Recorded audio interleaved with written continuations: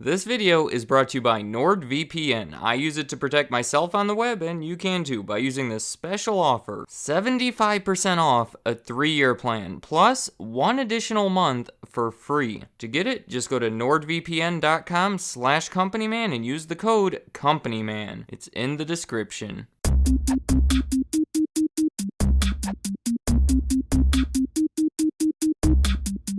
Welcome to episode 9 of Bigger Than You Know, the series where in each episode I feature a company that's much bigger than most people realize. Today's episode is a good one. It's about 3M. I've had so many people requesting that I talk about 3M, with a lot of them specifically requesting that I make it part of this series, which is a perfect idea because 3M is huge. On the Fortune 500 list, they're number 97, which means 3M is one of the top 100 companies in the United States. They have sales over $31 billion in 2017. Here's a few other figures from their 2017 annual report that help express their size. Income of nearly $5 billion, total assets approaching $40 billion, and they have over 90,000 employees. I don't know, these numbers are generally consistent from year to year, and it all suggests a very large company. On the stock market, they're one of the staples. They're one of the 30 companies that make up the Dow. It's an industrial average that indicates how the market is doing. I talk more about that in my video about GE, but just realize it's a big deal to be part of it. They're even listed first on it most of the time. It's because they're alphabetically first. None of the other 30 start with a number, but still, it's the first one people see. Also worth mentioning, they've been giving dividends for 100 years straight, which investors like. Today, 3M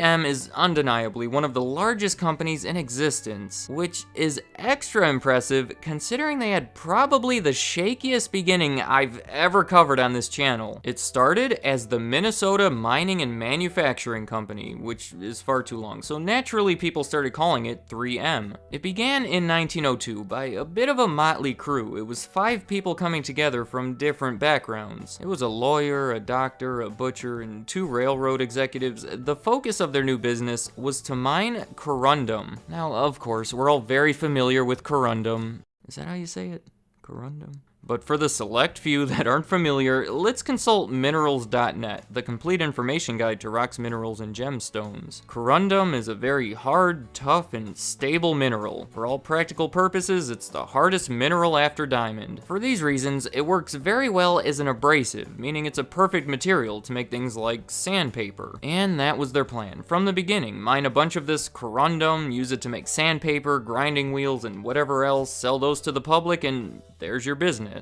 Just like the name says, do some mining and manufacturing in Minnesota. It sounds like a solid plan, but very early on, they had what I think you would call a major problem. See, they thought they were mining corundum when it was actually anorthite, which of course we're all very familiar with, so I don't have to tell you that it isn't good for making sandpaper, and in fact isn't really good for anything. I know, this sounds like the punchline to a joke, but this was a very serious issue. They basically wasted all of their time and money obtaining something with almost no value. They centered their business around corundum and just learned that they don't have any. So how do you recover from something like that? Well, they tried making the best of the situation by using the anorthite to make the sandpaper, but no one wanted it. It was a highly competitive market, and they were selling an inferior product. It was looking like the end of the company, and it sure took a lot to save it. One of the early investors, Edgar Abner, refused to let them fail. He convinced a wealthy friend of his, Lucius Ordway, to get involved as well, and together they paid off $13,000 of debt and provided $12,000 of capital. It resulted in the two owning 60% of the company, and over the years, Lucius provided an additional $250,000. I imagine it would have been easier in many ways just to start an entirely new business rather than rescue this small struggling business, but I suppose they had their reasons. 3M was able to abandon all that anorthite nonsense and purchase the proper materials. They built a fancy new 2-story sandpaper manufacturing plant, and at this point, I think you can say they had a solid foundation. Such an odd beginning, but from there, they stopped relying on miracles to grow the business. They did it through their innovations. From very early on, 3M has been known to spend a bunch of money on research and development. In 2017, they spent $1.85 billion on it, which is over 5% of their sales, and as expected, it's similar to previous years. As a result, they've been issued over 100,000 patents, currently about 3,000 new ones every year. They are constantly inventing new things and constantly improving previous inventions. Obviously, there's far too many to talk about each one, so I'll just touch on some of the big ones that helped establish the company and make them into what they are today. For instance, in 1921, they introduced wet or dry sandpaper. It was a landmark product for them. This guy, Francis Oakey, independent from 3M, invented a waterproof sandpaper. 3M learned about it, bought the patent from him, perfected the coating a little bit, and sold it under the name wet or dry sandpaper. They even hired Francis as a full-time researcher. You might be thinking, is it such a big deal to have waterproof sandpaper? Absolutely, mainly in car manufacturing. Allowing the sandpaper to get wet makes it possible to create nicer finishes by reducing friction and creates less dust, which was a big issue for the workers. You don't want all that dust getting in your lungs. And keep in mind how the auto industry was exploding at this time. It was the early 1920s. The assembly line was fairly new. Cars were the next big thing, and for their purposes, waterproof sandpaper was far superior to the conventional kind. Being the only company to supply it was a very good thing for 3M. Another innovation, only 4 years later, also stemming from necessity in the automotive industry, masking tape. When you paint a car, you need to mask parts of it so parts can remain unpainted and colors won't run together. 3M saw the necessity, created the tape, and of course, it was a big hit. This was the first tape that they offered, and today they've expanded that offering quite a bit. The brand is now called Scotch. Along these lines, you know the transparent tape that they make? That started in 1930. They came out with the tape and a portable dispenser for it, and it was a huge hit. They had been doing well, supplying the auto industry and making products for industrial use, but this was their first big success with consumers. And during the Great Depression, of all times, since money was tight, people used it to tape together and repair just about everything. While most other companies were struggling, 3M was growing faster than ever. In the 1940s, they started offering tape for sound recording. You can imagine how that helped the entertainment industry. In the 1950s, they introduced a bunch of new products such as Scotch Guard. You use that to put over the furniture and protect it. Also Scotch-Brite scouring pads. There's a good chance you bought those before. Here's something impressive. Throughout the 1940s and the 1950s, their sales went up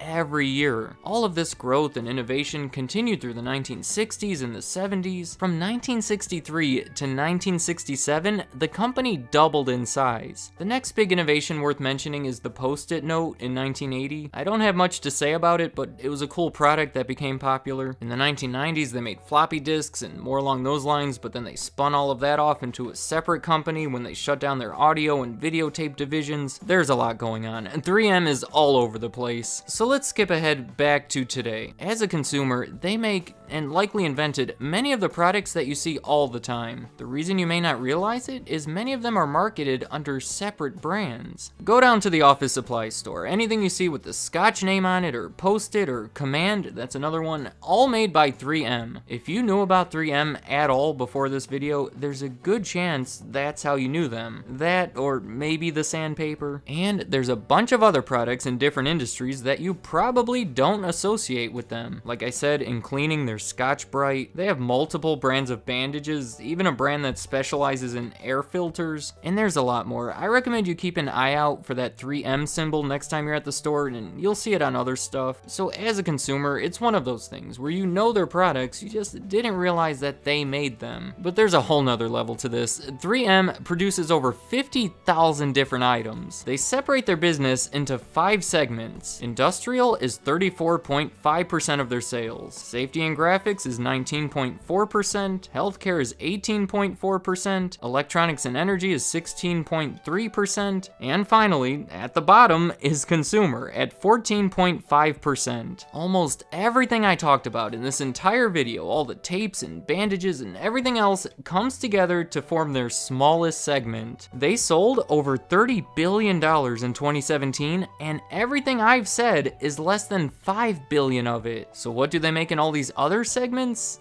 Oh gosh, that's opening a whole new area. A very large and complex area. It's overwhelming. To learn more about that, I recommend you visit the 3M website, and there's this tab that says Products for Business. Clear out an afternoon and look through that. Like, here, let me pick out a few. Under automotive, traffic, and vehicle safety, they make that tape that goes on fire trucks to make them all bright and reflective. Under healthcare and dental, they make a lot of the things that you see when you visit the dentist. And then transportation, marine maintenance and repair, I don't know. Unless you're in the industry, a lot of this stuff is not familiar. So 3M is bigger than you know because they brand their products in different ways, and more so because over 85% of their sales are from things that the average person would not know about. And as if you needed more reasons that they're bigger than you know, I also have a third reason. They're an international company. Sure, they're Minnesota mining and manufacturing, Minnesota being a state in the US, but they've expanded. Today, less than 40% of their sales come from the United States. The other 60% are spread out across the rest of the world. No matter where you're from,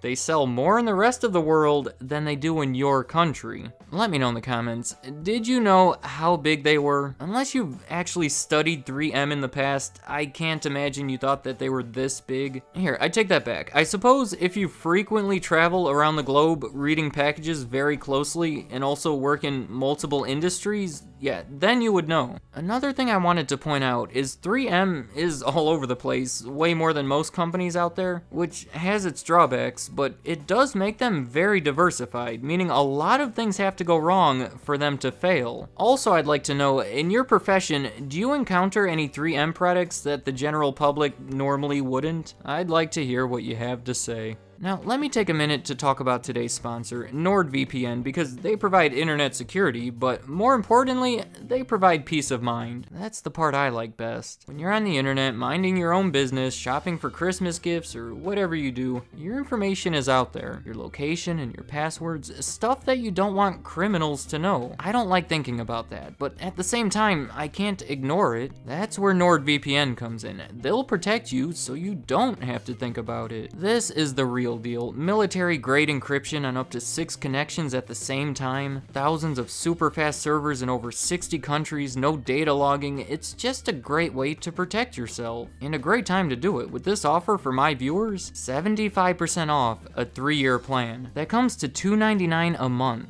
Plus, you can use that code CompanyMan to get an extra month for free. To get it, go to nordvpn.com/companyman. The link, as always, is in the description. Thank you for watching.